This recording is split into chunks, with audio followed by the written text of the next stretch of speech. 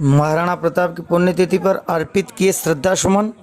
भंडोली चावंड में समाधि स्थल पर पुष्पांजलि कार्यक्रम। लक्ष्यराज सिंह मेवाड़ ने अर्पित किए श्रद्धा सुमन। लक्ष्यराज सिंह मेवाड़ ने कहा कि खुशी है कि हमारा देश पुनः हिंदू संस्कृति की ओर बढ़ रहा है। राज्य सहित अन्य प्रदेश के गणमान्य और जनप्रतिनिधि भी हुए शामिल। सूर्यवंशी न्यास का ये रश्मि रथ चलता रहेगा, पीढ़ियों के रक्त में इसका सुयश चलता रहेगा।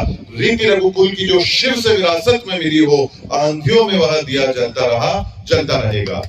वीर शिरोमणि महाराणा प्रताप की 426वीं पुण्यतिथि बुधवार माघ शुक्ल पक्ष की एकादशी को उनके समाधि स्थल बंडोली चावंड में श्रद्धा और आस्था के साथ मनाई गई।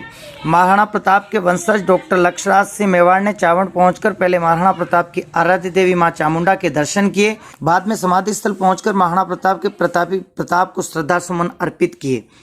इस अवसर पर लक्ष्यराज सिंह मेवाड़ ने सभा को संबोधित करते हुए कहा कि पुष्पांजलि हिंदू संस्कृति से अर्पित करना वर्षों की विरासत को संजोने का प्रयास है।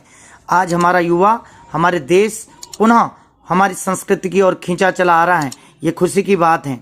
जिस वीर योद्धा को नमन करने आए हैं, जिसमें मेवाड़ भूमि ने सिर्फ योद्धाओं के नाम ही दर्ज नहीं किए हैं, ये नाइंसाफी होगी अगर मैं दो और योद्धाओं को वीर शिरोमणि महाराणा प्रताप के साथ याद ना करूं, जिसमें एक उनका वफादार चेतक और दूसरा उनका हाथी राम प्रसाद, जिन्हें प्रताप की पुण्यतिथि पर नमन कर रहा हूं, जिसकी वजह से महाराणा प्रताप उनके साथ याद किया जाता है।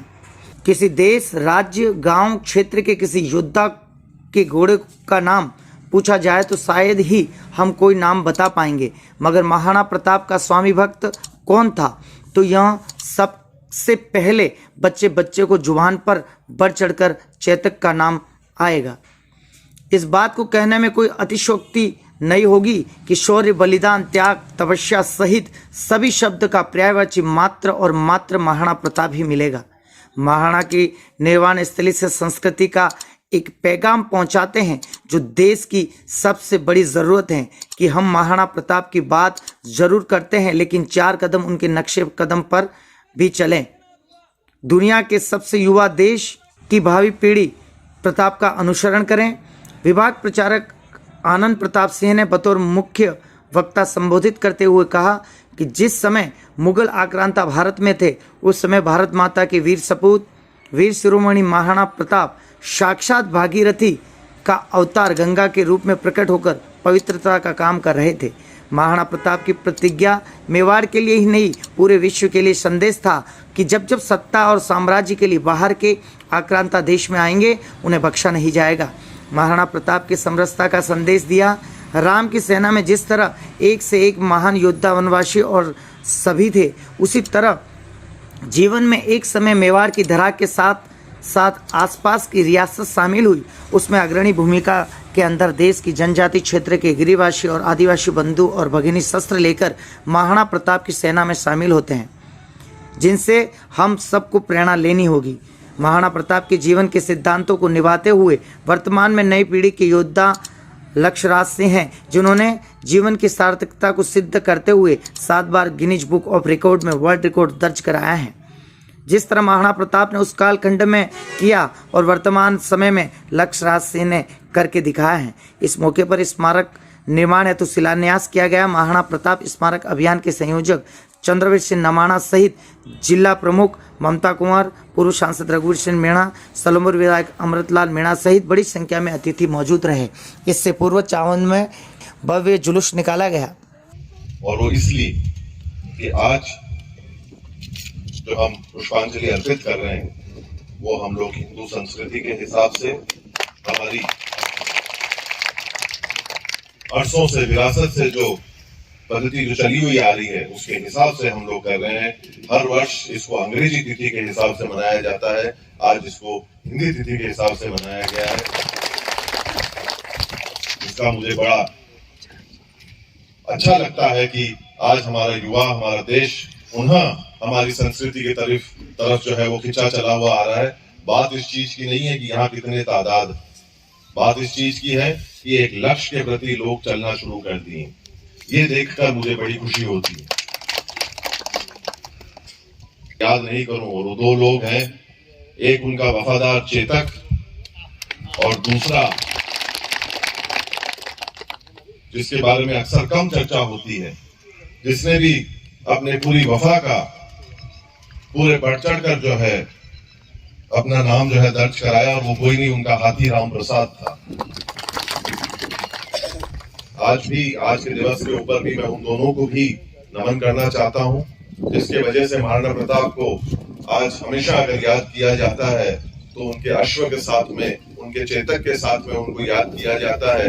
आज आप इतिहास उठाकर देखिए, अगर हम लोग बात करते हैं, चर्चा करते हैं, मेरे को अगर मैं आपको और किसी अन्य देश या अन्य राष्ट्र या अन्य गांव या अन्य क्षेत्र के किसी योद्धा के घोड़े का नाम पूछूं तो शायद आपकी जबान या आपका दिल दिमाग या आपकी जहन जो है उस नाम को याद करने में या जहन में आने में लड़खड़ाएगी। पर जैसे ही अगर मैं आपको पूछूं कि महाराणा प्रताप का एक स्वामी भक्त कौन था, तो सबसे पहले बच्चे बच्चे की जबान पर जो है वो बढ़ चढ़ कर नाम आएगा, तो वो चेतक का आएगा। हम उस तरह से संबंध रखते हैं।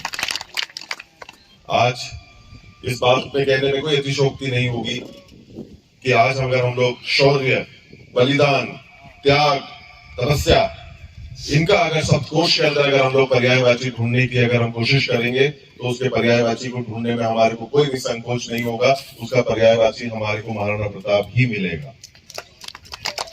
संघर्ष की शंखनाद हुआ, उसमें भारत माता के वीर सपूत, वीर शिरोमणि महाराणा प्रताप साक्षात भगीरथ के अवतार बनकर के गंगा के रूप में पवित्रता का काम कर रहे थे।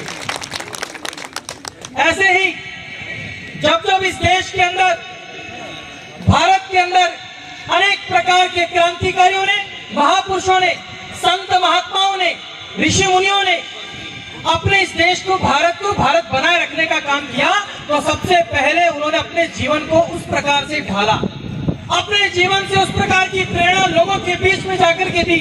आज ये इसी तरह वही महाराणा प्रताप की स्मृति में जो सच करके दुल्हन की तरह तैयार होने वाली है और हो भी रही है, उसको देख के लगता है कि अपने जीवन को साकार करने के लिए हम जिस प्रकार के मानवीय जीवन मूल्यों के आधार पर इस भारत माता के यज्ञ हवन में अपनी आहुति देने के लिए तैयार होते हैं, तो महाराणा प्रताप का जीवन भी उसी प्रकार से प्रेरणा स्रोत है, जिसको लोगों ने ऐसे हिंदुआ सूरत नहीं कहा, क्योंकि उस कसौटी पर खरा उतरने के लिए महाराणा प्रताप ने स्वयं अपने आप को जिस मानवीय जीवन मूल्यों के आधार पर निर्मित किया, तो हमें ध्यान में आता है कि उनके जीवन में वो पराक्रम यश था जिन्होंने उन्हें बाल्यकाल से शिक्षा दीक्षा लेना प्रारंभ किया था। और उन्होंने एक संदेश दिया कि किसी भी प्रकार का कोई फिरंगी या आक्रांता साम्राज्यवाद की दौड़ में हमारे देश के अंदर प्रवेश करे तो उनको दांतों तले उंगली दबाने के लिए मजबूर करना, ऐसे महाराणा प्रताप ने अपने जीवन में भीषण प्रतिज्ञा लेकर के दिया था। महाराणा प्रताप ने वो प्रतिज्ञा क्यों ली?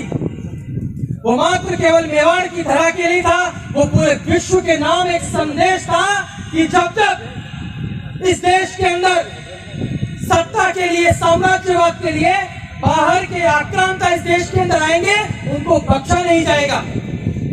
ऐसे महाराणा प्रताप का जीवन बोलता जीवन था। उन्होंने अपनी प्रतिज्ञा को निभाया कि जब तक मैं मेवाड़ की धरा को आजाद नहीं करा लूंगा, तब तक मैं महलों के सुख, यश, वैभव और सोने के पात्रों में भोजन नहीं करूंगा। तो वो महाराणा प्रताप चेतक के ऊपर भी अपनी दीन निकाला करते थे। इतना ही नहीं, महाराणा प्रताप ने जिस प्रकार का समरसता का संदेश दिया, तो कहते हैं कि राम की सेना में एक से एक महान योद्धा, वनवासी, गिरिवासी, वो सब लोग थे। और एक समय वास्तव में महाराणा प्रताप के जीवन में वो भी आता है जिस समय इस मेवाड़ की धरा के साथ साथ आसपास की राजाओं की रियासतें शामिल होती है, और उसमें अग्रणी भूमिका के अंदर यही अपने इस देश की जनजाति क्षेत्र के रहने वाले गिरिवासी, आदिवासी बंधु भगिनी अपने शस्त्र लेकर के महाराणा प्रताप की सेना में शामिल होते हैं। बताइए उनके नाम पड़ता नहीं। और इतना ही नहीं, जितने वो समरसता की कसौटी पर खड़े उतरे थे, ऐसे महाराणा प्रताप के जीवन में अनेक प्रकार के ऐसे बहुत महान काम हुए हैं जिनसे हम सब लोगों को प्रेरणा लेनी चाहिए। ये स्मारक खड़े करना, यह जितने प्रकार के केंद्र आज महाराणा प्रताप के जीवन को आधार बना करके, ढाल बना करके खड़े किए जा रहे हैं, उनके जीवन के गुणों को भी अपने अंदर अपनाना पड़ेगा। बात यह है कि हम अपने मन में वैसा ठान लें।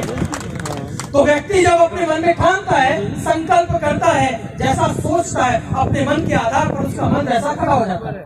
तो एक कथा आती है, एक व्यक्ति बड़ा परेशान था, जेठ की गर्मी पड़ रही थी, एक वृक्ष के नीचे जाके आश्रय लेता है।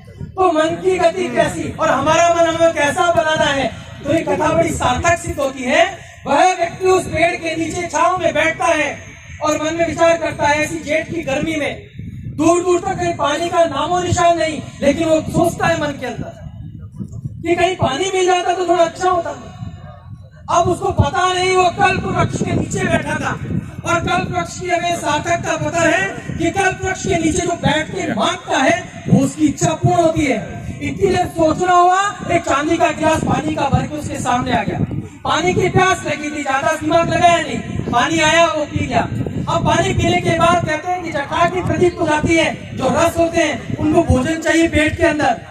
इतनी देर में मन में इच्छा हुई इस कल्प वृक्ष के नीचे की भोजन आ जाता, तो इतनी देर मन में विचार हुआ और भोजन के सोने का थाल आ गया, 16-17 प्रकार की सब्जियां आ गई, भोजन प्रारंभ कर दिया। और जब भोजन हो जाता है तो व्यक्ति सोचता है कि थोड़ा बिस्तर आ जाता तो फिर और क्या था। कल्प वृक्ष के नीचे बैठे, बिस्तर भी आ गया, सो गया। भोजन करने के बाद विश्राम की आवश्यकता पड़ती है।